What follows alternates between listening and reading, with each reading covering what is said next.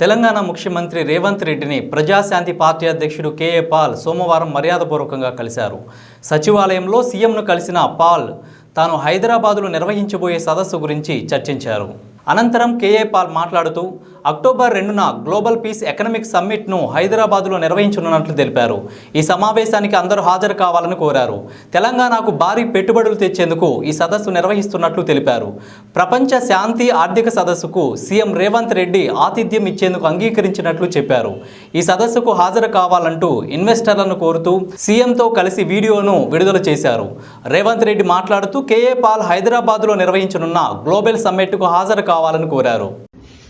I am here sitting with the Honorable Chief Minister of Telangana State, capital city Hyderabad.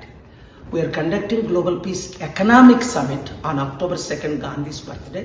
In the meanwhile, we will be visiting your countries, hosting you.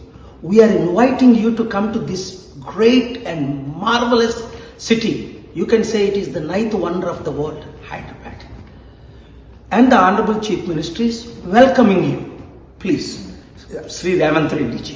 I am inviting you to Global Summit organized by Dr. K.A. Paul in Hyderabad. Please do come to Hyderabad and participate in Global Summit.